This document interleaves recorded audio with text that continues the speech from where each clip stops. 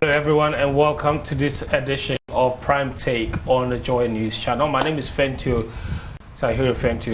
Today we will have a very special conversation with the Ghana Olympic Committee President, Mr. Mensah. As you're aware, 2024 is a big year for Ghana Olympic sport. Apart from the fact that there is the big Olympic Games in August of this year, there is also, before that, the small matter of the African Games, which Ghana will be hosting, and of course will be participating in 24 different disciplines. And the man that is overseeing every single one of those Olympic sports is my guest today on the show, Mr. Mensah. Welcome to the show. Thank you very much. Yes, it's good to have you. It's good to see you. You're looking good. Looking well. We try. Yeah, we thank Allah.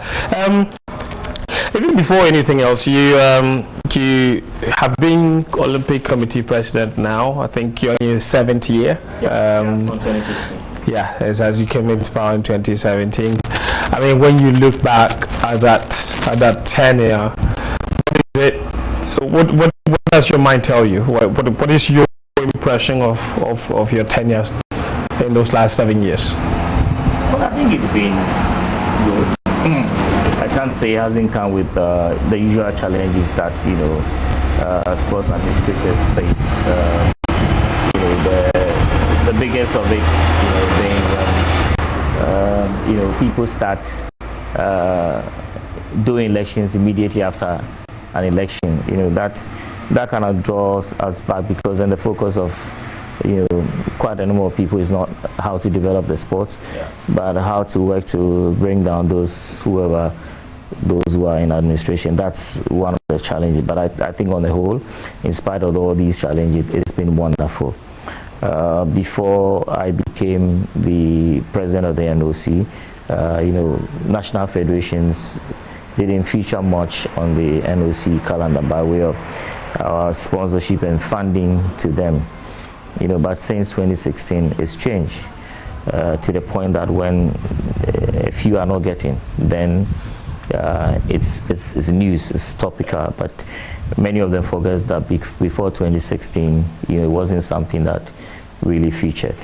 From 2016, I make sure that whatever funding we can access from the IOC, from our sponsors, so we can support the national federation. I think that is something that has changed the way our national federations are viewed. You also notice that now there's a lot more talk about weightlifting, boxing, badminton, tennis, unlike before 2016. So what it means that the so-called least financed sports now get a lot of media time, now get a lot of visibility. What we did was we appointed media attachés for all these disciplines. That kind of change their presence within the media landscape. In the past, it was just football. Everybody talked about football, and nobody cared about the other disciplines. So those are the very, very few things that for now I'll say that we've changed in the sports landscape, which I think that as GOC, we're very proud about that. I'll ask you about specific things that have happened during your tenure. But if I ask you a more generic question, like, of all the things that you've done since you came into power, what are you most proud of? What would you say it is? Well, on the very light side, we, after a very long battle, we got the property that houses the GOC, named Olympic House. Oh, wow. Okay, and I said that on the light side because it was something that should have been done way back in 2011. This is your headquarters, you mean? Exactly. At Ridge? At Ridge. Okay. We have the property there, which has been given to the GOC by the government, during KNO's time. The government at that time approached us in 2009, 2010, that they'll pull down our building, and then they're going to put up a high rise. And when that is done, we're going to get the first floor of that high rise. And then also that building was going to be named Olympic House. The first part of the agreement was done. We got the first floor, which is where the GOC works from. But it was never named Olympic House until recently when I started engaging the Ministry of Works and Housing again. Finally, it's been named Olympic House. Okay. The other thing of significance is that after so many years of GOC claiming that we own the Amasama land, it wasn't actually ours. It was never on paper given to us. We finally got the Lands Commission to give that parcel of land and issue a certificate in the name of the Ghana Olympic Committee. So those two issues, I mean, one on the lighter side and the other one on a more serious note, you know, because that is a huge stadium. And currently we've finished the football field, you know, we're also doing the running tracks around it. There's a multi-purpose court that is being done now. There's also a tennis court that is being worked on now. So for me, on the more serious side, that is something that, you know, apart from the support we're giving to the Federation, I think that is something that my administration should be very proud of. And I want to stick with you on that because that's a project that's been running for a very long time, but it's never finished. I remember interviewing you about 4 years ago before the Olympic Games in Tokyo, where you mentioned, I think at the time you had some people from the IOC come, you took them there for inspection and all of that. And you indicated that you had a plan to actually finish that in the next few years. But 4 years later, we are here, and the project is still not finished. Just take us through, what is the scope of work that is being done there, and what are you looking to build there specifically?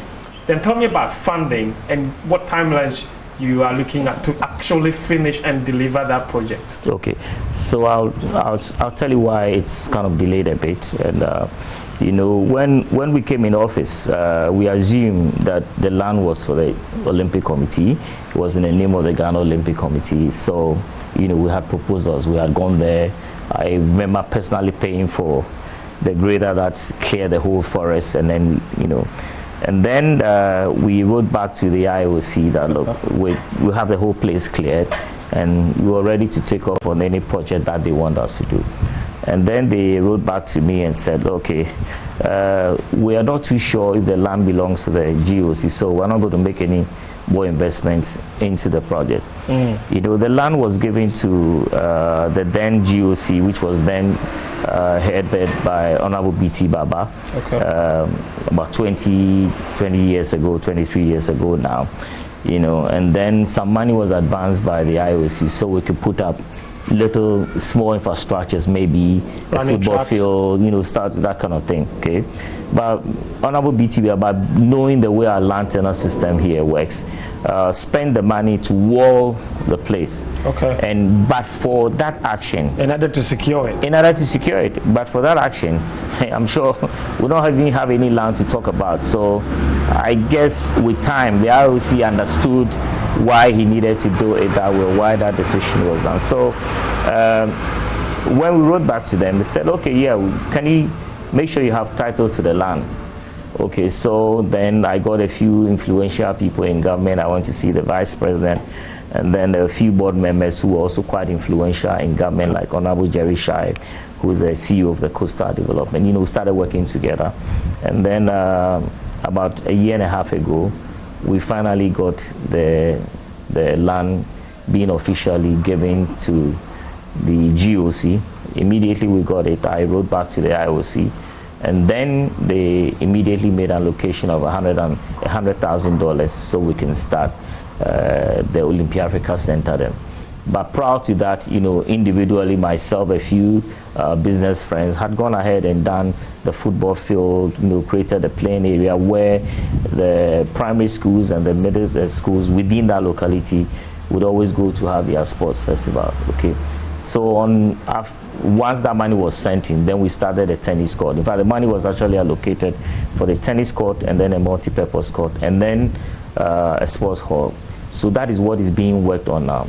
It's not enough. I mean, $100,000 is no money. But like I said earlier on, there's been a few investments from individuals, so the place looks, you know, more like okay. What we intend to do, or once the project is finished, it cannot be finished within the next year because we only started not too long ago. But when the project is finished, I mentioned the multi-purpose hall there. There's be a multi-purpose court as well, a tennis court. We also have a volleyball and a netball court there. Of course, the football field. is there. Will you have a running track? Yeah, so for currently there's no Lamondo or tartan tracks around it. What the schools do is that like we used to do in those times, whenever they have athletics meets, then they use chalk to do the round track. But it's a good beginning. It's going to cost us a lot of money if we want to bring the Mondo tracks, but we're also hoping that we'll have. But that's in the plan. That's in the plan. That's in the plan, and we're also hoping that we could have a hostel there where Team Ghana can sometimes go camp. When I had hoped during the era of Honorable Isiama that the government would have adapted the space and then added to the resources centers that were being put over. But unfortunately, that was not factored in. So, and I hope that it's not too late. We've started something then. I hope that the government can come on board and do one or two structures there. So for now, that project is 100% being funded by the IOC and then individuals. So exactly. Government has not yet gotten involved. No, government hasn't. Have you tried to get the government involved? Because as you explained, if that center becomes obviously the Olympic Africa Center of Excellence, you could have boxers camping there, you could have table tennis, you could have track and field, and you will save the government a lot of money in camping fees. Why have they not been interested in ensuring that that facility is finished? Well, during the Honorable Isiama's time, I had approached him when I heard about the resource centers that were being set up, but maybe I went in a bit too late. He said, the projects have been designated already and funding allocated accordingly. So maybe, in the second term, he was going to look at adding the Amasaman side, but Isiama never came on for a second term, so probably that's it. And then also there's been a lot of engagement through the MP for the area, Honorable Enim, who had tried. Initially, he wanted the company working with ECG on the electricity lines to do an AstroTurf there. We had gone to see them, giving them the proposal. At that time, we didn't have the title to the land, so they also requested it. When we got it and we sent to them, they haven't gotten back to us. So what we're doing now is just individual support. There are one or two companies who have shown that they would come on board, like the producers of Rush Energy Drink and Verna Water. So we're hoping that now that the year has started, there'll be one or two companies coming to support what the IOC and the GOC are doing, and we could have a few facilities coming there. But for now, it's very well protected. It's a 10-acre, walled land with 6-acre additional space. That's 6-acre additional space. That is detached from. Yes, which is outside the wall. Yeah. That is what my administration had pushed for, and eventually got in and allocated to the GOC by the Lands Commission. How much in total is required to finish this project, and how much is the IOC committing to it? Are they committing 100% to it, or what is the arrangement in terms of the funding like with the IOC? Okay. Now, the IOC is not going to fund the project 100%. I mean, it doesn't happen anywhere under the Olympic Solidarity or Olympia Africa Centers. What they would normally do, if they are funding you 100,000, then you need to come out 30% of it locally. Okay? If you're able to finish a project within enough time, then you can also apply in the next year, for an additional project. So it's not like it's a project where we valued all the things that we're going to do there, but we want to take a project at a time because we don't really have money. But there's a master plan, we the engineers have. So if a company comes on board and say, okay, we're going to do your volleyball court for you, we have the area marked for the volleyball court, and then you can go ahead and do it. Or if we secure funding for the volleyball court, then we can go ahead and do it where it's been earmarked for. So currently what we have there is the FIFA side football field, and of course the running track. That is not grassed, obviously. It's not grass, it's sakura. Yeah. And of course we haven't done the running tracks around it. And then we are working on the multi-purpose court as well as the tennis court. Okay, we haven't started the multi-purpose hall yet, but hopefully we should be starting once the other two that the contractors are working on is finished. That's fine. Obviously, what it then means is that, like you indicated, there is no timeline on when you expect that project to be finished, because all of it is dependent on money. Exactly. No, there are no timelines, and we're not going to push ourselves. As much as we get a little bit of funding from the IOC, these are all tied to one sporting discipline or the other. So it's only when we make savings that we can take some to the project. Well, since we're on the subject of funding, can you mention it in your introduction? The Olympic Committee gives National Olympic Committees, the IOC, sorry, gives NOCs, National Olympic Committees, annual subventions, solidarity money or scholarships that you're supposed to use to do various things. One of it being also trying to see if you can help other federations that are least financed. And the other aspect of that money is supposed to go into supporting athletes in terms of scholarships. Exactly. First of all, how many athletes are currently in the Olympic scholarship at the GOC? Okay, currently we have 10 athletes on the scholarship. We have 4 from track and field. Okay. We have 1 from weightlifting, 1 from judo, I think 1 from swimming as well. So we have 10 athletes. Okay. The last quadrennial we had 12 athletes. So these scholarships are awarded based on the performance of the individual athletes, because it's not only for Ghana, it's maybe whatever allocation they have for the whole of Africa. So the individual athletes should have attained a certain level of performance or a certain level of achievement within the year under consideration, within the last quadrennial.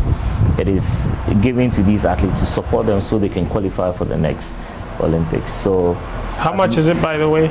Well, currently every athlete that on the scholarship, like the boxers, okay, I forgot to mention the boxers. Yes. There are 3 boxers on the scholarship. So that's where I would make. So they're getting, close to 900 USD. Ghana, 900. So if it's 1,000 to, so like 9,000 Ghana cedis a month for the next 4 years. But so you're saying that there are 10 athletes currently under the GOC scholarship who are paid 9,000 Ghana cedis every month. Exactly. To support their training. Yes. So to support their training, to support they going for competitions, and then sometimes to pay a little bit of allowances for their coaches. Does the IOC send the money to you to pay them, or they pay them directly? Okay. The only guys that comes through us is the boxers, because the International Federation has been banned. Yes. But all these monies go directly to the athletes. So that's Zamatis, the Deborah, they receive these money. So the track and field, 4 of them, Zamatis is 1. Deborah. Is Joe Paul part? I think so. I'll get the other names for you as it will come up. So, so it's paid directly to them. That's interesting. In the past, we've had, the accusations and allegations about the Olympic scholarship not being distributed fairly. You mentioned how you come up with the names, because it's up to you to submit the names. How did you come up with which 10 athletes deserve to benefit? Okay, so like I mentioned earlier, there's a criteria. You need to meet a certain criteria. Okay, so the individual federations will apply for their individual athletes. Okay. And based on what they have done in the previous quadrennial, maybe they've gone to competitions, they placed, not necessarily to win the competition, but this is where they place, this is what they have done. So based on that, the Olympic Solidarity team decides that, okay, this guy has the potential of qualifying for the next Olympic. That is the whole idea, to support athletes or potential athletes who can qualify for the next Olympic. So you should have done something in the previous years for them to be convinced that, look, this is a good potential. So it's not the GOC that decides which athletes, between the federations and the IOC scholarship team. What about the support to the federations? Okay. I know that you in particular came up with a strategy to support every single federation, and yet there are some federations that cry about not being supported enough, or maybe saying the money is slightly inadequate. How much do you get from the IOC, and what informed your decision to distribute that money to smaller federations? Okay, first let me make this point before I even go on. the GOC, or it is not the duty of the GOC to fund the national teams. The other federations. Otherwise, if Black Stars were going to Cote d'Ivoire, we would expect that there. So there's always this wrong notion that it is a GOC that has to fund. So if swimmers are going, you have to pay. Yeah, if boxers are going. But when the footballers are going, they don't come. No. What GOC is doing supports the individual national federations and then their athletes. Yes. Okay, by giving them scholarships, and then also by looking for funding for them to maybe organize coaching courses, and then in extreme situations where they are not getting funded, we can pay their tickets and pay accommodation so they can go and qualify a lot of athletes for. So the GOC, I'll say, it's supporting government to develop our sports and promote us because it's government's job. Exactly, just like the minister is developing sports on behalf of His Excellency Nana Addo Dankwa Akufo-Addo. Yeah. Me as a GOC president, I'm developing Ghana sports on behalf of the IOC president, Thomas Bach. So it's like a 50-50 thing. So the GOC and then the ministry, we are partners. But obviously, the national teams are owned by the people of this country. So the chunk of that responsibility falls on the Ministry of Youth and Sports. But what we have done in the past and continue to do is not to leave the ministry to fully bear that thing. Averagely, every year in the last, from 2017, the GOC gives averagely about $300,000 support to all the national federations. Now, these monies to us comes on a quadrennial basis, so 4-year basis. Okay, so what happens is that, for instance, okay, maybe this year tennis and badminton and tennis and weightlifting and okay gets whatever funding we get. Yeah.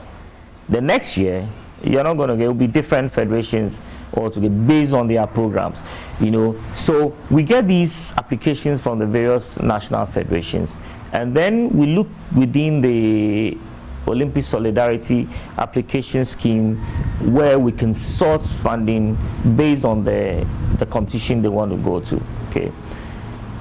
After 4 years, or within a period of 4 years, we'll try and cover as many national federations as possible, especially the Olympic sports.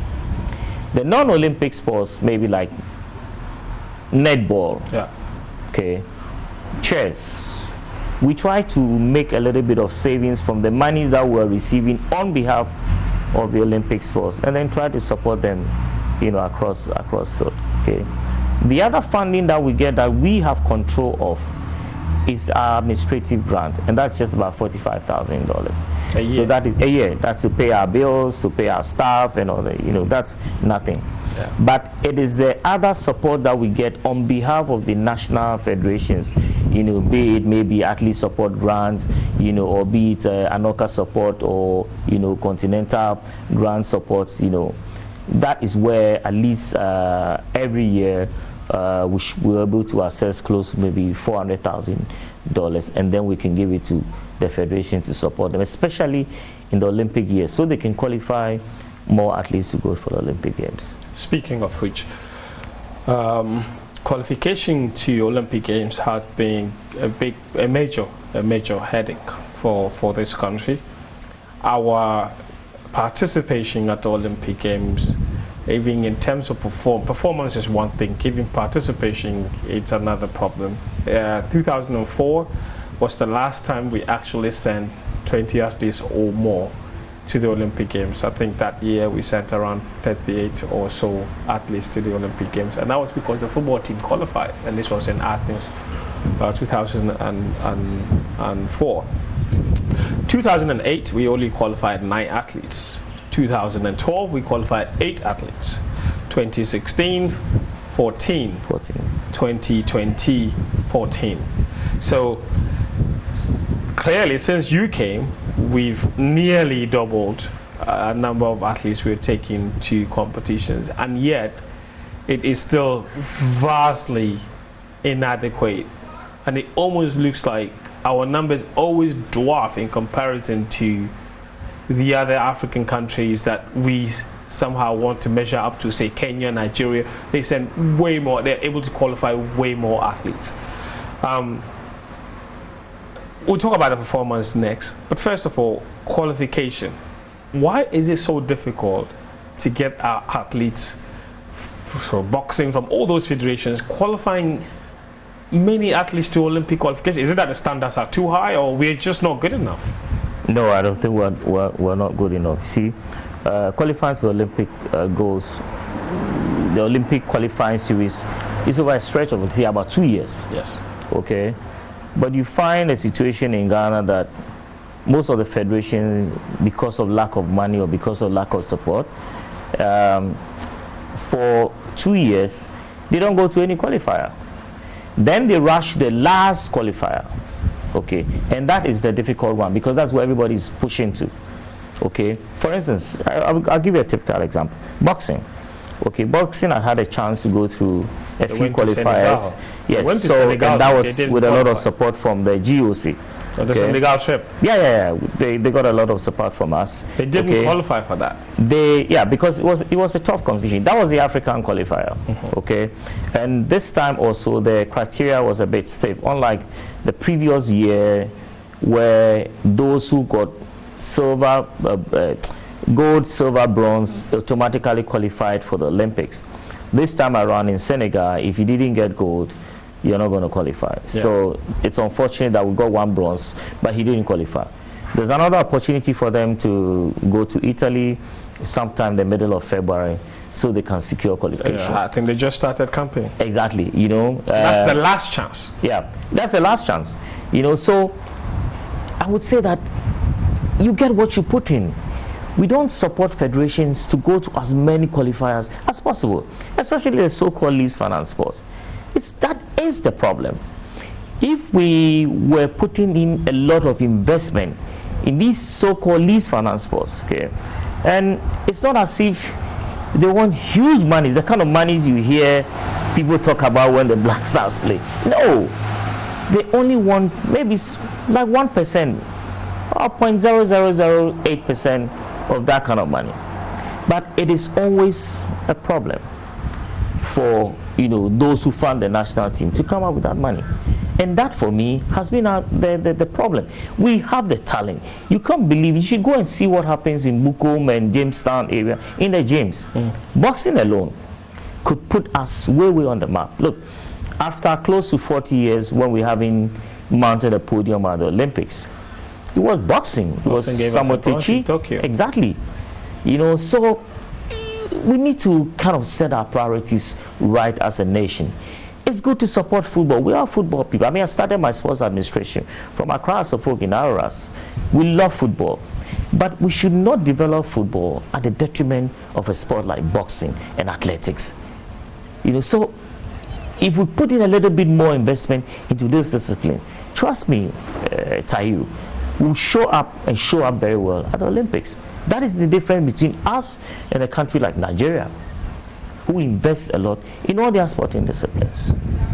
And to be fair, I understand the point you're making, because obviously it is government's responsibility to fund the national teams and their participation in international competitions. You remember last year the story of the volleyball team that had to take a bus and go all the way to Niger, Burkina Faso. They're driving all the way to these other countries, and they don't even have enough money to fund even the bus trip, not let alone to talk about flights and what have you. Exactly. Because you're directly in charge of all the other different sporting federations in the country, that when every time a multi-sport event comes around, the focus immediately shifts to the GOC, because it's your job to also organize all these, or to at least supersede all these individual federations and your quality participation at competitions. So that then brings me to the Africa Games, which we are hosting from March 8th this year. And that is supposed to be, in fact, that competition is 3 or 4 months before the Olympic Games. So if anything at all, it's supposed to be a test event to see just how much talent we have and just how well we could do at the Olympic Games in Paris, and I'll ask you about the Paris targets.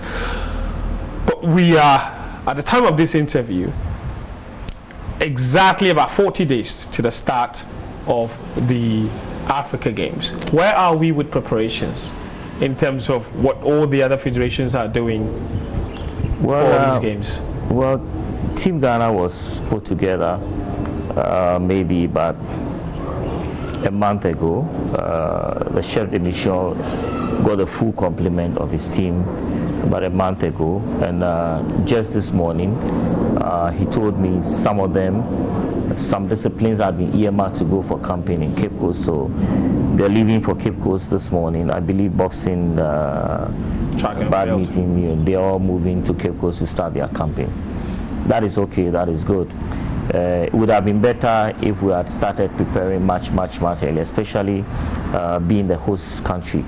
And then also if we had given some of our athletes the opportunity to go out there, camp within Africa, and maybe test their strength, or as you guys do in football, play friendly matches with some of the countries that we eventually be coming to compete with us. But I guess because of money, it hasn't been possible to do that. But what is important is that at least we're beginning something, we're starting camping, and I hope that once everybody goes into camp, and then we become a bit more serious, maybe we'll have whatever we miss from not having adequate preparation would have been covered by the preparation that we're doing now. The GOC's involvement in Team Ghana is as far as putting the team together. We're also trying to source some funding, close to about $50,000, that if it comes in, we can also use that to support Team Ghana's preparation, and then even Team Ghana's participation at the games. I know Anoka wants to give all the other countries $10,000 for their participation. Yeah, but that is as far as the GOC's involvement in the African Games is concerned. The African Games, I believe that over a period has been like a government thing, so it's more like it's being organized by a committee that has been put together by the government, so we are not directly involved in organizing it. But I'm a member of that committee, the LOC. It has other members. For instance, the president of the National Paralympic Committee is also a member. So we're all doing our best to see that we can have a wonderful game, and Ghana will at least will be within the top medal winning countries. We have had problems in the past or in the initial stages, so it has kind of affected the preparation for the games, and it has also affected the preparation of Team Ghana, because in my estimation, and per the roadmap that I had given to the LOC some time back, Team Ghana was supposed to have been put together at the end of 2021. And then given the opportunity to go and train in other countries where we think that they have competitive advantage in some of these sports. But that was not possible, that was not done. But there's no need to cry over spilled milk. We will still do our best. There's still challenges, there's still problems, because if I want to speak as an NOC person, where we are now is where we should have been maybe about a year ago. So that means that we need to run. We need to run whatever we're doing. There's no time for Matra Makwe. The right people should be put in charge of whatever. People who have the experience, people who have seen it, or people who have done it should be put in charge of things now. And let's get this thing down, because it's really way behind time. But like I said, it's the typical Ghanaians, when we are pushed to the wall, we're like last minute performance. So I'm hoping that we'll be able to pull this through and pull it off very well. Yeah. The performance of Team Ghana will depend on how well we prepare them. For a sport like boxing, I know that we're one of the best in Africa. Track and field, we're also one of the best in Africa. Of course, weightlifting would also show up. So these are a few disciplines that on any day I can put my bet on them that they will be able to win medals for Ghana. Because it will be very bad that we host this tournament, and then the other people come here and take all the medals away.